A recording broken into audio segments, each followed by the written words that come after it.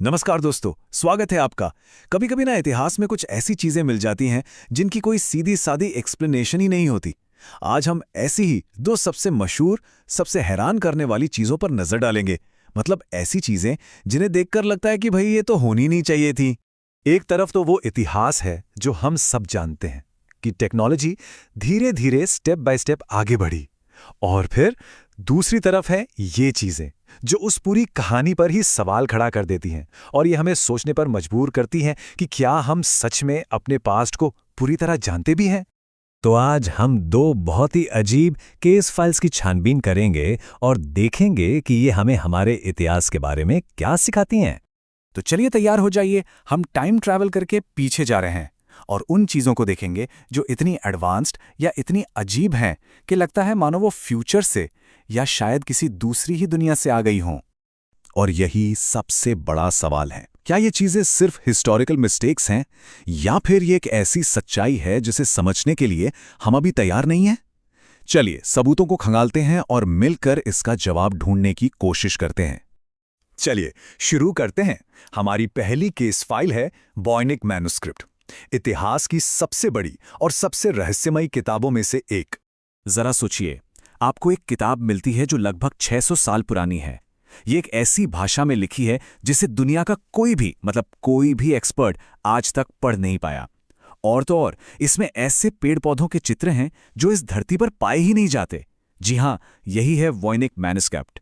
जब ये किताब 1912 में दोबारा मिली, तब से लेकर आज तक दुनिया के सबसे बेहतरीन कोड ब्रेकर्स, यहां तक कि मॉडर्न एआई भी इसका एक शब्द तक नहीं समझ पाए हैं। और सबसे अजीब बात, रेडियो कार्बन डेटिंग से पता चलता है कि ये 15वीं सदी की है, जो इस पहेली को और भी उलझा देता है। इस किताब का जो असली रहस्य है ना, वो इसकी लिखावट में छिपा है। ये भाषा, ये स्क्रिप्ट दुनिया के किसी भी जानी पहचानी सिविलाइजेशन से मिलती जुलती नहीं है। इसमें जो सिंबल्स और अल्फाबेट्स हैं वो इंसानों ने पहले कभी देखे ही नहीं। और बात सिर्फ लिखावट की नहीं है, इसके अंदर जो ड्राइंग्स हैं वो भी उतनी ही अजीब हैं। हर पन्ने पर ऐसे ऐसे पौधों की तस्वीरें हैं जिनकी पहचान आज तक कोई नहीं कर पाया। मतलब ये तस्वीरें कोई सुराख नहीं देती, बल्कि कंफ्यूजन को और बढ़ा देती हैं। लेकिन सबसे ज्यादा चौंकाने वाली चीज है इसके डायग्राम्स। कुछ पन्नों पर अजीब से एस्ट्रोनॉमिकल चार्ट्स बने हैं और कुछ तस्वीरों में औरतें एक हरे रंग के लिक्विड में नहा रही हैं जो आपस में कॉम्प्लिकेटेड ट्यूब्स और पाइप से जुड़ी हुई हैं। ऐसा लगता है मानो ये किसी अनजान एडवांस टेक्नोलॉजी का कोई ब्लूप्रिंट हो। तो सवाल यही है, आखिर ये किताब है क्या? क्या ये किसी भूली बिसरी सभ्यता का कोई सीक्रेट मेडिकल गाइड है, या फिर ये सिर्फ एक बहुत ही चालाकी से बनाया गया धोखा है, एक इलैबोरेट होक्स? तो सच क्या है? देखिए, दोनों तरफ की दलीलें काफी मजबूत हैं। एक तरफ इसकी भाषा का जो स्ट्रक्चर है वो बहुत सिस्टमैटिक है, इतना कि वो असली भाषाओं के नियमों को फॉलो करता है। अब ऐसा कुछ बनाना किसी धोखेबाज के लिए नेक्स्ट टू इम्पॉसिबल है। लेकिन दूसरी तरफ ये भी सच है कि अगर ये वाकई कोई असली किताब होती तो इतने सालों में कोई तो इसे डिकोड कर लेता, है ना? और यही बहस आज तक चल रही है।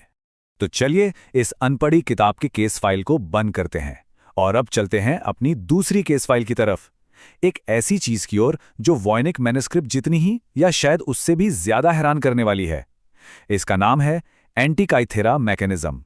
कहानी कुछ यूं है, समंदर की गहराइयों में एक 2000 साल पुराना जहाज का मलबा है। गोताखोरों को वहां से धातु का एक जंग लगा हुआ टुकड़ा मिलता है। शुरू में तो सबको लगा कि ये कबाड़ है, लेकिन सालों की रिसर्च के बाद जो सच सामने आया उसने सबके होश उड़ा दिए। वो कबाड़ का टुकड़ा असल में एक ऐसी मशीन थी जो अपने समय से हजारों साल आगे थी। जब वैज्ञानिकों ने इसका एक्सरे और 3D स्कैन किया तो वो हैरान रह गए।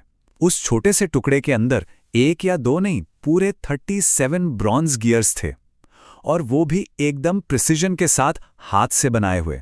ये कोई मामूली औजार नहीं था दोस्तों, ये दुनिया का पहला एनालॉग कंप्यूटर था। और ये काम कैसे करता था? जब इसके हैंडल को घुमाया जाता तो इसके गियर्स सूरज, चांद और ग्रहों की पोजीशन का बिल्कुल सही सही हिसाब लगाते थे। इतना ही नहीं, ये मशीन ग्रहण की भविष्यवाणी कर सकती थी, और तो और ये आने वाले ओलंपिक गेम्स का साइकिल भी ट्रैक करती थी। और यहीं पे कहानी में सबसे बड़ा ट्विस्ट आता है। ये मशीन बनी थी लगभग 2000 साल पहले, 100 BCE के आसपास। उस जमाने में इतनी कॉम्प्लिकेटेड गियर वाली टेक्नोलॉजी का होना, मतलब इसका कोई हिस्टोरिकल रिकॉर्ड ही नहीं है, कहीं भी नहीं। इसकी बनावट इतनी एडवांस थी कि वैसी प्रिसिजन वाली टेक्नोलॉजी इंसान अगले 1500 सालों तक दोबारा नहीं बना सका। जरा सोचिए, एक ऐसी टेक्नोलॉजी जो बनी और फिर 1500 साल के लिए इतिहास से गायब हो गई। तो ये दो सवाल आज भी इतिहासकारों को परेशान करते हैं। पहला, अगर ये टेक्नोलॉजी 2000 साल पहले मौजूद थी तो आई कहां से?